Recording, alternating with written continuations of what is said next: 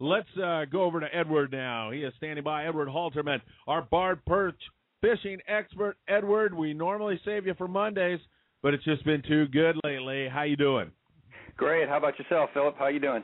I'm doing fantastic. Man, you had some photos that are up on Philip Friedman Outdoors Facebook page, and these fish you caught were magnificent. Big old fish, no question about it. These barred perch were really on the bite. They've been big all season long. Tell us a little bit about your adventure the other day. Yeah, well, as you know, we started out, we headed up to Malibu because we've been hearing all the dope from everybody that was the place to be.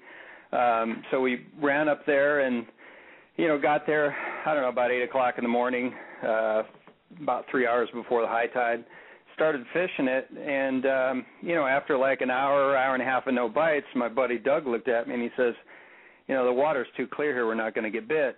So I just kind of looked at him and was like, well, I never heard that one before. But we kept on fishing for a few minutes, and he says, we should go back to where we've caught fish before. And so, we made such an effort to get up there and cleared our schedules and everything.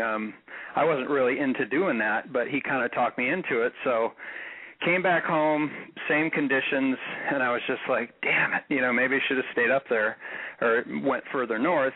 And then I kept listening to things he was saying, and then I was rehashing some stuff in my mind that I heard from other people, guys that really do this all the time. They don't necessarily stay in one spot. They walk up and down the beach looking for, the troughs and the holes and all that stuff.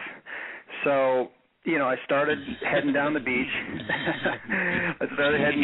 And then I found a trough maybe about a mile north of where we were, and right away, I just pitched it basically 5 feet off the surf, and it just dropped in there, and it was right away. And it was just, and the weight of the fish, I knew it was big. So then the problem was I didn't take any bait with me, so I had to run all the way back and grab some baits. And it was funny because I got a super good workout out of this whole thing, and I ended up, the first one I got was probably about 2 pounds, 1 ounce. Next one was a 2-pounder. And all in all, I kept going all the way back, to drop the fish in the sack. So it was pretty comical.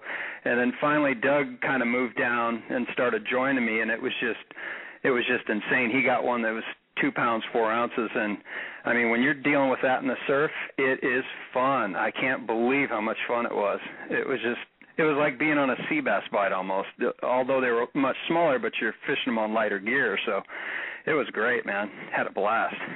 And you're talking really about making a 5-foot cast to get into this? That's amazing.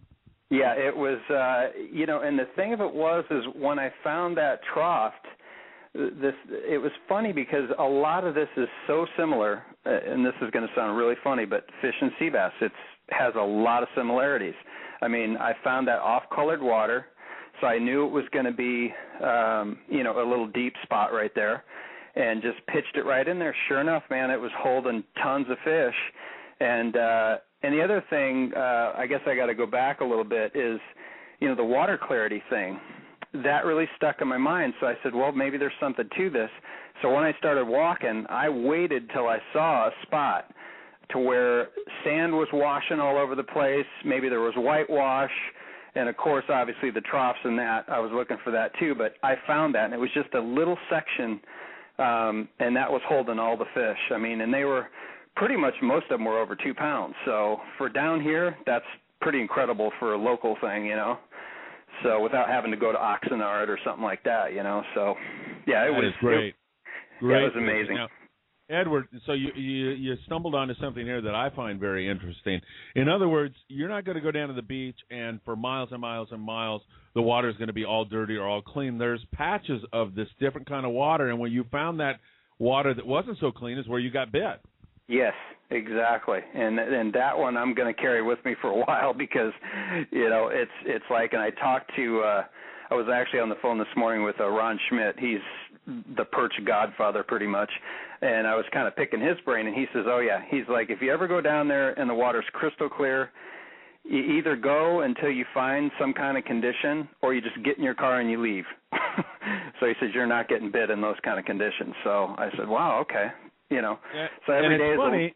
it's kind of counterintuitive, because if you go down to the water and it's crystal clear, I think the average fisherman would say, man, this is bitchin', man. The water's really clean. Everything looks good.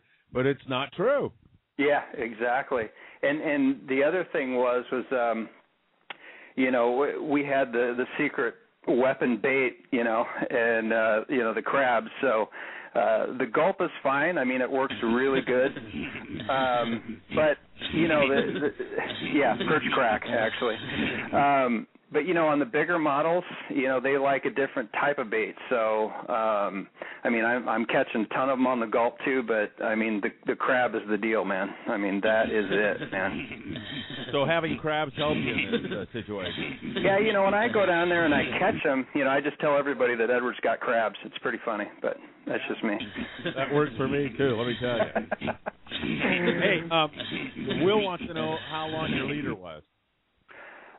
You know, it's funny because everybody tells me I need to shorten my leader, because most of the guys that I go with, they fish like a 6 to 8 inch leader, but I'm always usually about 12 to 14. And I don't know if that's good or bad. Everybody tells me it's bad, but I'm doing okay with it, you know, because I guess the deal is the shorter it is, you know, the less it's going to move around, the more it's going to be a quicker hook set. You know, at least that's all these guys are telling me. But I'm comfortable with it, and I'm kind of used to it now. So still in the learning phases, but, you know, starting to figure this thing out. So it's a lot of fun, and I just can't believe how much fun I'm having catching surf crappie. I know, man. It's funny, and it's hard to get people to understand it, but it's true. It is a blast doing it. And you and I have been in sea bass bites. We've been in foamer, yellowfin, albacore, all that stuff. I've caught all that stuff, marlin, and there's just something so pure about catching surffish. I don't know what it is. Yeah, it's you know, then the water's so clean, and you're down on the beach, and you're talking to people, and it's, you know, the sun's coming up, the sun's setting. It's just beautiful, man. You know, and there's something also pretty special about down here. Nobody's really fishing this down here, so it's kind of like when I go out, it's like my own piece of the world. You know what I mean? It's just, it's great, you know? I know exactly what you mean. Well, Edward Halterman will be joining us on Monday on the Surf Fishing Show at 2 p.m., but we just couldn't resist having you on today as fishing was so darn good. And, Edward, I deeply appreciate your time. Great report, as always. Much love, my brother. Take care.